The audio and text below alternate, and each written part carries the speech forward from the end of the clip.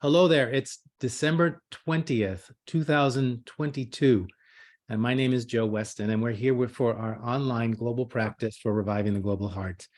And of course, we were just talking a little bit of European Cup, the World Cup, and and our dear Ophelia, who's part of our community, who's very happy. She's brought Lionel Messi with her, as you can see, if you're seeing the.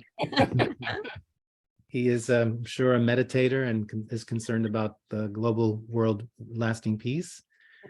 So it's nice to bring all of the, let's weave in all of that energy in Argentina right now of pride and excitement and solidarity and hope and possibility. Let's weave that into our practice as we gather today on here in the northern hemisphere, the winter solstice, and in the southern hemisphere, the summer solstice. And I think it's an interesting thing to bring up. I've been thinking a lot about this, that part of what I think is emerging when I talk about, and we were all talking about this idea of ushering in, of being midwives for a world system that is dying away. So midwives for the dying, as well as being midwives for a system that has been birthed and is beginning to grow and flourish.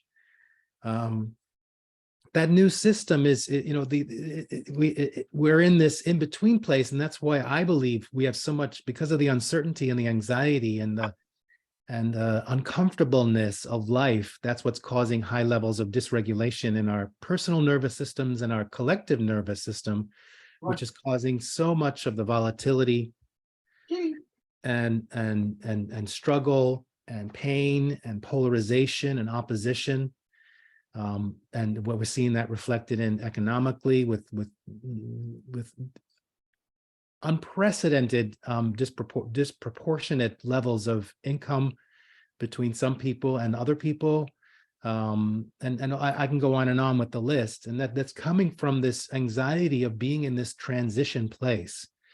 And that's the essence of what we've been doing. And for me, it's so ingrained in me, this idea that every single moment we live is some form of transformation. That I wanted to speak to it and that's really what this is. We're in a transformational time. We're in a transition. Transition implies that we're letting go of something. We're hovering in the unknown before we embrace the new. And that is the process of transition. You can break that down. It doesn't have to be it doesn't have to be complicated. That for you to embrace something new, you first have to let something go. When you let something go, you don't recognize yourself on some way or the world around you because you've let go of what it was. And oftentimes we don't embrace the new because we are not trained we don't bring enough awareness to what it is to be in that uncomfortable in-between place. That life is uncomfortable, that all aspects of life, intimacy, joy, it's an uncomfortable process, just in the context of it's not numbed out. And that unknown, that excitement, and life in essence is always like that.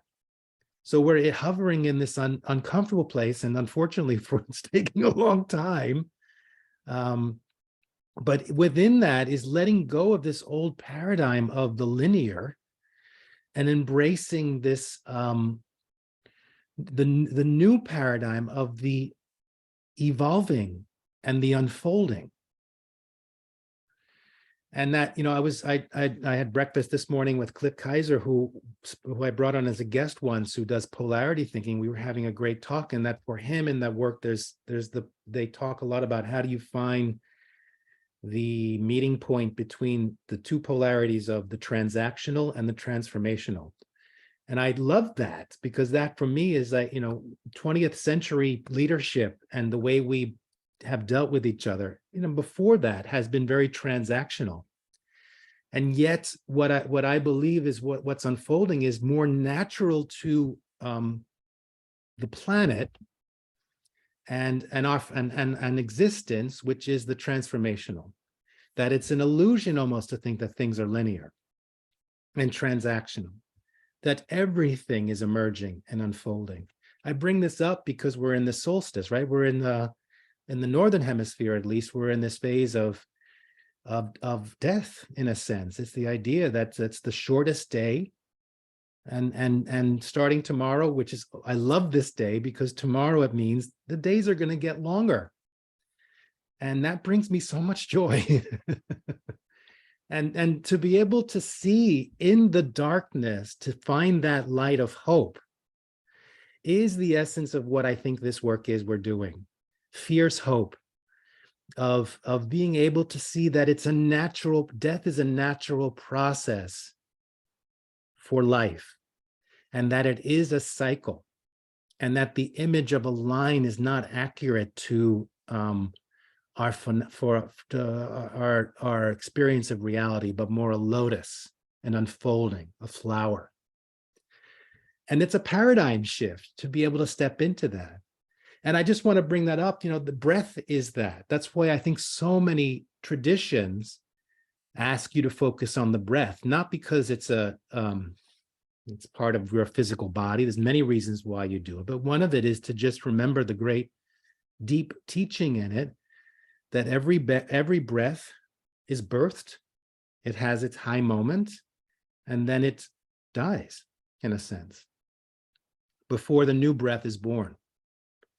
And that, so in a sense, you could say that the time it takes to do a full cycle of breath in and out is a death. And so we're constantly experiencing a death process and a rebirthing process. And I believe that this is what's going to help us make this shift. If we're still trying to solve our current world problems with linear formulas, in a linear way, we're not going to get there.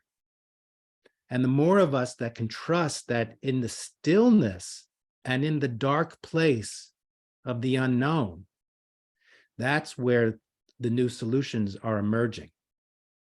And it's hard to explain because it's an experience, but I invite you to consider this, the idea between the transactional and the transformational, the idea of the difference between the linear and the lotus, the unfolding, the idea that we welcome the darkness, we welcome the end of something, because in that, if we can be still enough and allow it to emerge, the new will emerge. And as you know, with all the work that I do, it's cultivating, training people to be in that uncomfortable friction of not being too nice and not being too aggressive, but finding that right in between place where you're in the dance, you're in the messiness, and trusting that your nervous system can hold that, stay regulated in that messiness, and stay connected and say, we're in this together. And we're going to stay in this until we both help the lotus to unfold, the transformational to occur, the new solution to emerge, the deepening of relationship. So I just want to offer that as a perspective in what we're doing, to be thinking, and how many ways are we still thinking in a very linear way and wanting it to go from point A to point B to point C, and thinking in terms of it's got to be cumulative, and so that any setbacks in the linear formula, any setbacks or any derailments we see as failures, as opposed to, no, it's just the natural cycle of ebb and flow. Bless you, Dory. I didn't hear your sneeze, but I saw it. So thank you. Punctuation point. Tim, did you have Joe, yeah, I was just thinking about Brian Stevenson's 4 principles or 4 rules for changing society or social justice work. Brian Stevenson being the founder of the Equal Justice Initiative, which has done so much work around getting people off death row who were wrongly convicted, among other things. But his 4 principles are: get close to the problem, stay hopeful. Let's see, what are they? Get close to the problem, change the narrative, and be ready to do uncomfortable and inconvenient things. Yeah. because that's what it takes. Yeah, beautiful. And how do you see the connection with what we're speaking of? The part about uncomfortable, right? Yeah. It's that point where the old is going away, and that creates a lot of uncertainty and a lack of comfort with the things we've known. But we've got to be there got to do those things to be able to really make change happen. Yeah. Especially in a justice context. Yeah, I mean, from if you look at it from that perspective, social change or social justice implies that something has to transform. That's the implication, is that the way it currently isn't suitable to enough people. Perhaps that's an interpretation of that. Therefore, the system as it is needs to transform. And I bring this up, and it's an important part in the new book, Fierce Civility, is delineating between the difference between change and transformation. And that oftentimes our best attempts, most heartfelt attempts fail is because we want others to change, or we want the system to change. And to realize that that's not going to bring about lasting transformation. That's only going to traumatize the system, and certainly traumatize those who who are still benefiting from the way it is. So the idea, and unfortunately, change is more convenient, it's cleaner and it's quicker. But unfortunately, that's not the world. The universe is not made up that way. If it was, it would be cleaner. It's messy. I mean, stars colliding into each other, that's kind of messy. Asteroids can, whatever, all of that. Messi's a soccer player. It all comes back to messy. I love it. See? That's what it is. Oh, there he is. He knows, yeah. Yeah, what shows up for me in this discussion is that the external is a reflection of the internal, and just as much as external transformation is uncomfortable, or change is uncomfortable, really internal change requires going to those very uncomfortable places that we've been avoiding. That's where the work is. We can't change ourselves without looking at the pain we've been burying and allowing it to pass through us. It's very uncomfortable. Yeah. Well, and again, this is something I also bring up in the book, this idea that, the new paradigm is understanding that cultural transformation has to start with personal transformation.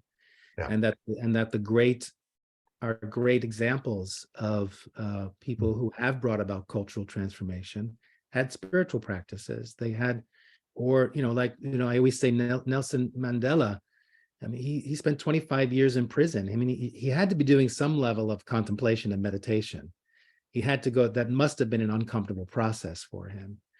25 years. I mean, that on some level, people might say, wow, that's like being a monk in a cave, in a sense, of course he didn't have a choice, unfortunately, but my story, the way I formulate the story, is that he took advantage of that and cultivated himself to the point where he had transformed to a point where he could hold enough of the global heart with resilience and fierceness to affect as much cultural transformation as he did. And we're all capable of that.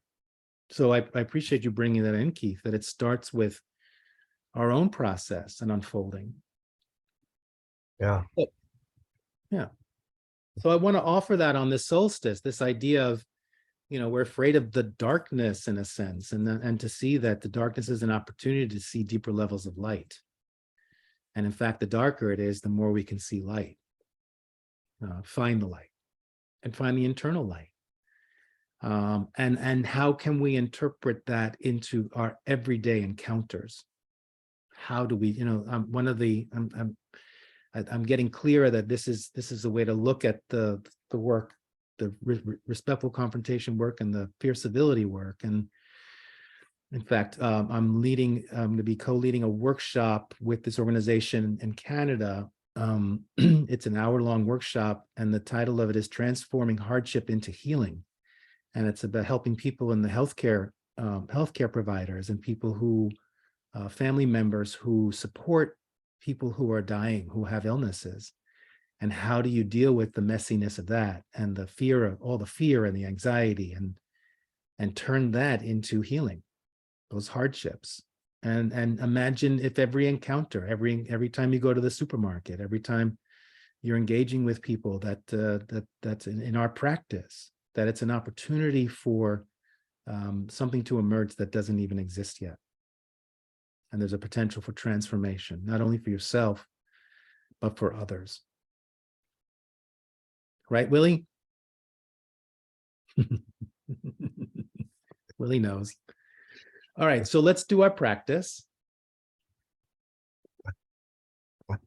Okay. As always, sitting in a posture where you can allow the most energy to flow through you, cultivating presence, awareness, balance, and flow.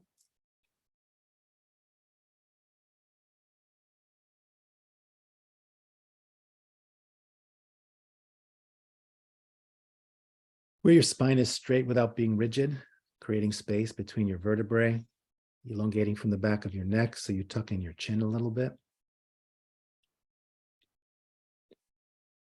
Relax your jaw, relax your shoulders, relax your belly.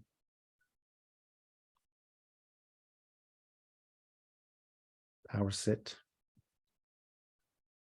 Now bring your attention to your lower belly, to your core in your lower belly, approximately the width of 3 fingers below your navel, 1/3 of the way into the body. Your center of gravity, impulse, creativity, gut wisdom,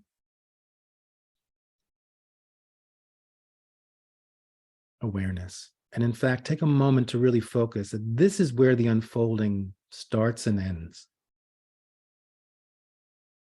We're holding the middle of this idea of overcoming polarity. If we're standing in that uncomfortable unknown, waiting for the new to emerge, the lotus to open up, your center as a ball of fire or a flower.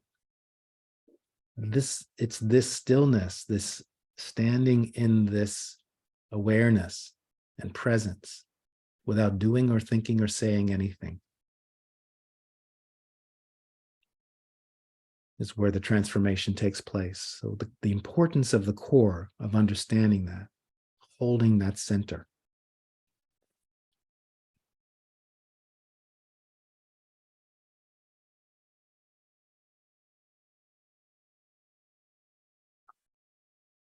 And from your core, that place of awareness and that stillness, simply activate from your core a deeper, a focused awareness towards parts of your body that are connecting with the ground and what you're sitting on.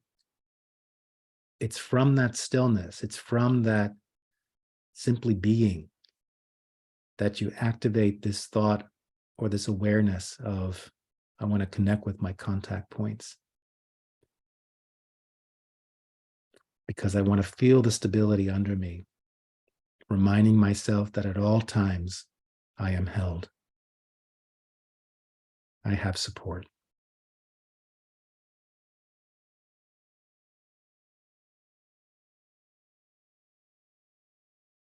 And what emerges from that, just notice with that awareness of feeling your connection with the ground, with the earth beneath you.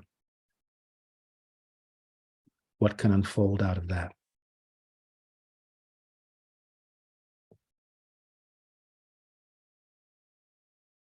And as we come deeper into the present moment, simply becoming aware of what already is, from your center, starting with yourself, from your center, become aware of your physical body.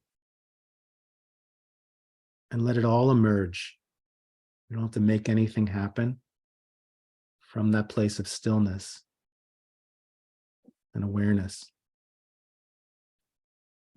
Observe or become aware of what's unfolding in your body at this moment. It's naturally happening on its own.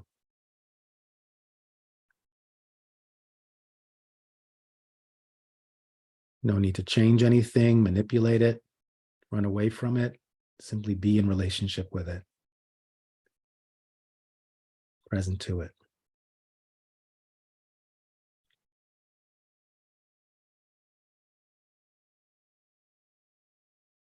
From your center, become aware of your emotional body.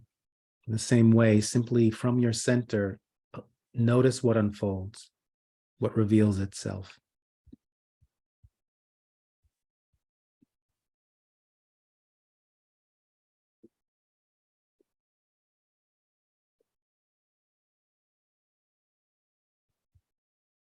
From your center, become aware of your mental body, your thoughts. As you're observing in that stillness, what is unfolding in your thoughts?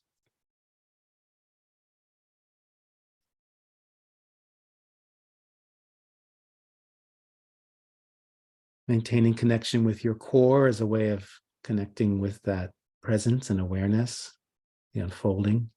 Bringing awareness now to your heart, the middle of your chest, your heart center, where your heart, just as much like a lotus, just unravels with compassion, respect, courage, connection. And from your center and from your heart, become aware of that part of you which has access to or connection with something larger than yourself. And as you connect with your heart and your center, observe the unfolding of that part of you. And from that part of you, connecting with something larger than yourself. And once again, simply notice what unfolds, what reveals itself.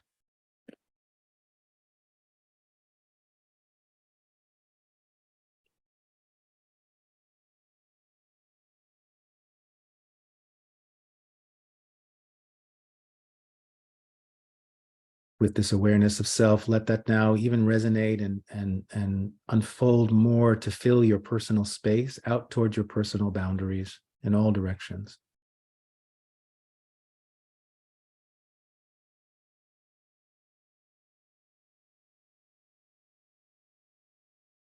Allowing energy to flow and emotions to flow.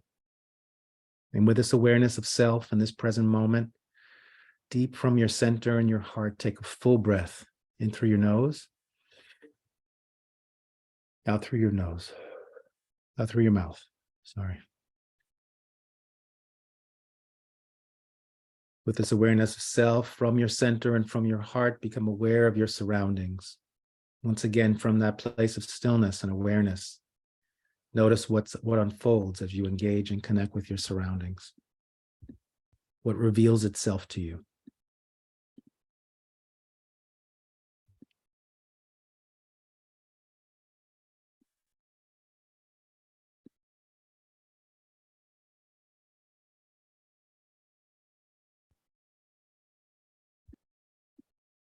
And with this awareness of self and surroundings from your center and from your heart, take a full breath in.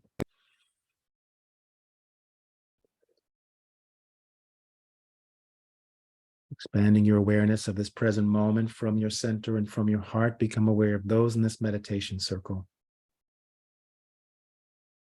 We're joining us from various parts of North America and Europe, other parts of the world, either with us online at this moment or holding space for us, with us. And as you engage from your center and from your heart, from that place of stillness, notice what unfolds, what reveals itself. As we connect with people we share a common vision with, common values, common practice.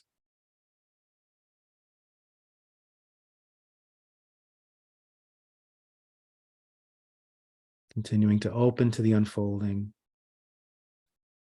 see what emerges from the unknown. And with this awareness of self, surroundings, and those in this meditation circle, take a full breath.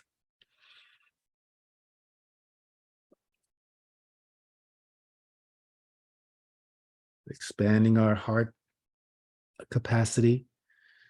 From your center and from your heart, become aware of all human beings, beginning with those human beings you would label loved ones. Once again, simply be in the stillness of that and see who arises in your heart. What faces do you see? Groups of people? How many emerge in this moment? And be curious about why. The ones that show up for you in this moment. And visualizing in your mind's eye that you're standing face to face or sitting face to face, connected from your heart and your core.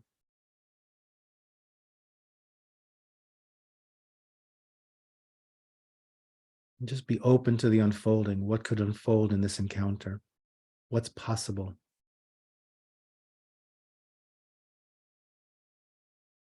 Where's the diamond in the messiness?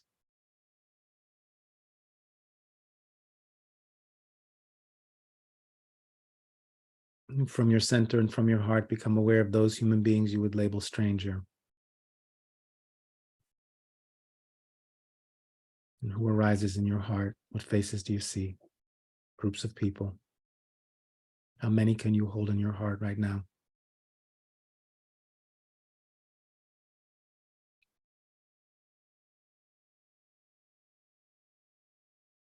And specifically with those you're now encountering as strangers, considering what is possible. With linear thinking, you would think that there was nothing possible with you and this person, using logic or reason. But if you let go of the linear and you embrace the transformational, anything is possible.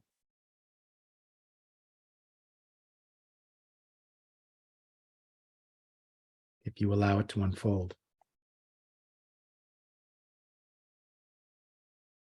And from your center and from your heart, become aware of those human beings you would label adversary. Who arises in your heart? What faces do you see? Groups of people. How many are showing up for you in this moment?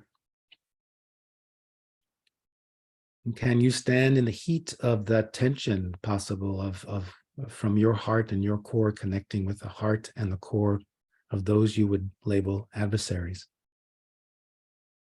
And can you stay in that uncomfortable long enough to open to what's possible?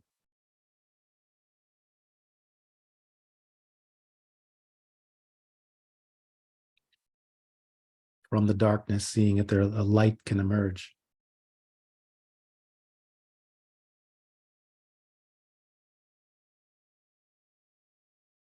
With this awareness, now imagine all those that you are holding in your heart, all loved ones, strangers, and adversaries, being in that stillness of awareness, all opening to this paradigm of the transformational, the unfolding,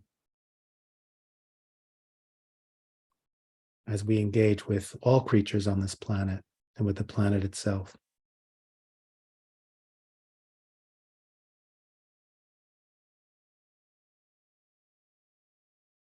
From darkness to light, from death to rebirth, from hopelessness to hope and possibility.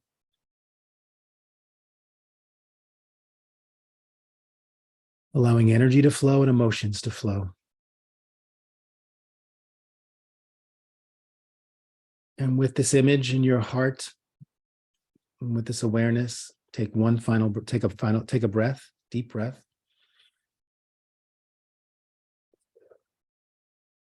Allowing those in this, all human beings to flow into your heart as you bring your awareness back to those in this meditation circle. Sharing this sense of possibility and hope with those in this meditation circle, reinforcing our practice with one another.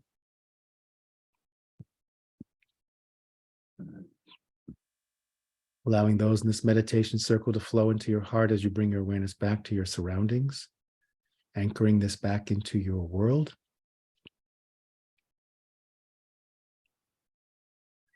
Allowing your surroundings to flow into your heart as you bring your awareness back to yourself.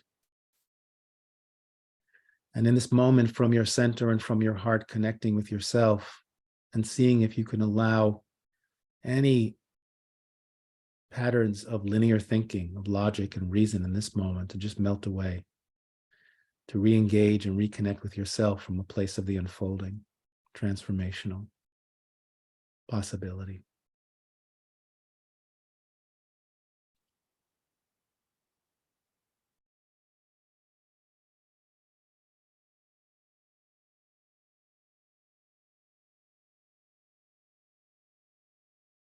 And noticing the benefits of this practice, the energy you've generated, and allowing that energy to flow into every cell of your body, activating every cell. Like every cell becomes a lotus that unfolds. Continually unfolding, emerging. Seeping into your organs to nurture and replenish your organs, vitalize. Flowing into your nervous system as a way to remember this practice, anchoring it into your habitual patterning. And lastly, allowing it to flow into your core like a battery, charging your battery to full.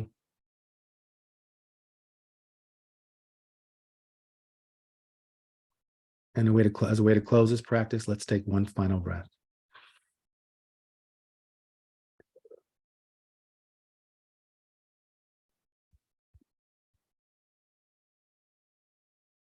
And when you're ready, slowly open your eyes. Look around the room, shake and stretch your body.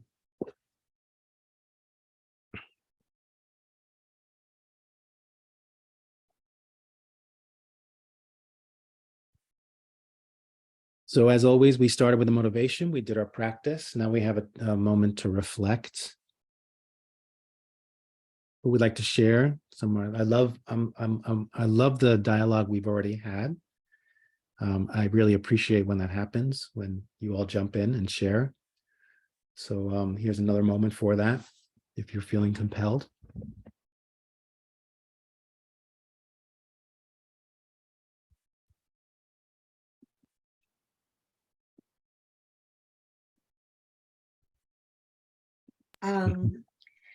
I really connected with the concept of the lotus and the unfolding. It was very rich, and I think it's a very nice figure or metaphor, and at least it brought some very, very positive energy to circulate and hope, and it was a very nice figure, metaphor. Why do you think? Why do you think? I think it's because possibilities, hope, possibilities, opportunities open up, and being more open to receive and allow these things that were packed to be unfold. It's very simple, but that's what I think it happened to me. Yeah, nice. Thank you. I think of the darkness at this time of year and the internal ways that people it's cold, it's at least in this part of the world. So there's a more internal and inward way that we are. And I think sometimes we forget that we actually are rooted and connected. And so when you bring up the image of the lotus, I think of the roots that are beneath the water and how the lotus flower is held in water. And so it's that memory and that awareness that, in fact, we are held and we are connected, that allows us, or allows me, and to open and to recognize that I'm not alone and that we are not alone. And in fact, we are all connected. And then that gives me engineering ability to not only tend well here, but here, because everything I'm doing and everything I'm connected with is actually not only affecting everyone, but then it comes back to me. So yeah. Thank you. Yeah, Mhm, I love that. Yeah, you know this. mhm. I'm also just aware of like how much the shutdown of COVID intensely affected all of us as humans. And we are still in a hangover, it feels like, from that, or we've got those memory lines of being so pulled in. And I think it takes time, and it takes continuing effort to remember to rethread those connections that were either broken or stymied or stunned, or so. It's interesting. I can feel it, maybe because it's so dark and because it's this time of year, that I can feel the memory of what we've all lived through and the effects it's had. So Yeah, brings my thank you. compassionate part forward. Yeah, thank you. Mhm. I thought of the expression "no mud, no lotus" when you talked about the lotus. Mhm. Yeah, no, that is yeah. I mean, that's the amazing thing of the lotus. It grows from out of the mud, untouched by the mud somehow. Joe, No mud, no lotus. I don't know if this will work, but I had a photographic image come to Wow. mind when you talked about the unfolding. This is a place here in DC called Kenilworth Gardens. It's a it's a park, a national park, and a well-kept secret. And in July is when the lotuses open up, and that's just one, but there's just a whole field of open lotuses. It comes and it goes very quickly. So that was what we saw this summer. Yeah, there are pathways through it all, and you see kids, and you see a lot of Asians who seem to be more in touch with The Vietnamese, especially. Vietnamese, with Yeah. the lotus world and all of that. Hmm. Yeah. We're lucky to have it. Cool. Yeah. Nice. So it really just popped right into my head when you did this unfolding thing. Yeah. Thank you. Yeah, thank you for sharing that beautiful image. And I really invite us all to bring this into our practice, because this is it. This is an important element. You know, I try to bring in different aspects and go deeper into the implications of the practice we do, and to begin to start seeing, to training yourself to notice, when am I really stuck in the linear, and how can I open to a more of an unfolding? And yeah, there are cultures that are more wired that way, and there are more cultures that are wired towards the linear. It's not good or bad. It's simply, but an important element of this practice is training ourselves to be in that unknown and hold those higher levels of tension and the uncomfortable and the messy, to hold the messy. Anyone else? I liked or resonated and was a good reminder of the death and rebirth, and especially at this time, and that really for something new to live, it must like it's part of the process that it has to fully die. And the uncomfortableness sometimes of letting something fully die, but knowing the wisdom that it needs to, and that our breath is to use the example of breath all the time, was a really good reminder, because sometimes that feels easier of a reminder of like, oh, my exhale can be the death, and I can do that. And if I can do that, I can let other things die with the wisdom that there will be an inhale too. Thank you, Tori. Beautiful. Okay, Golden says, quiet, still moment for me personally. Much appreciate the reminder to be still and know through transition. Thank you. Yeah. So I invite us all to, like I said, bring this into your practice and take some time today, since since I know everyone that is certainly on this call right now is in the Northern Hemisphere. So take advantage of that. There's beauty in that. And I hope that if you don't, maybe you get as excited as I do about knowing that tomorrow the day is going to be a little longer. It's very exciting. Very exciting. I put a couple of things in the chat. As always, if you're open to making a donation, we're getting closer with moving into production with the book. So any support is really appreciated.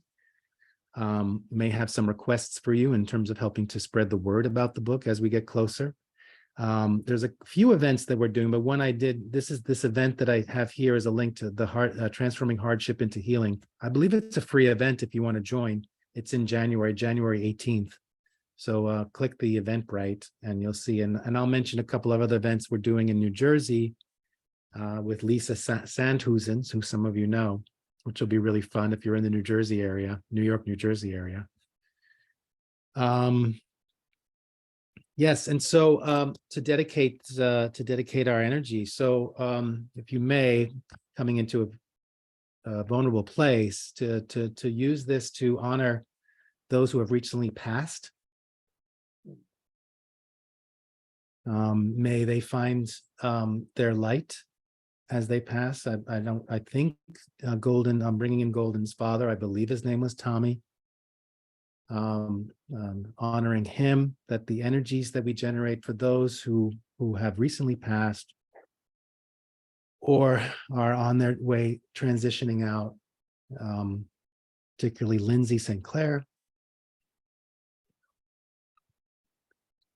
and all those who may they find their way towards peace and their light, and may they lead the way for all of us to remember that in the darkest moments there is always light if we are still enough to see it. And may all beings on this planet have enough fresh water to drink and food to eat. And may all governments and world leaders govern from this place of opening to possibility of light and hope and possibility, as opposed to fear and greed. Let's take a breath. Thank you so much, everyone. And see you next week. We'll be here next week. Merry Christmas, everybody. Happy holidays. Happy holidays. Happy holidays. Thank you.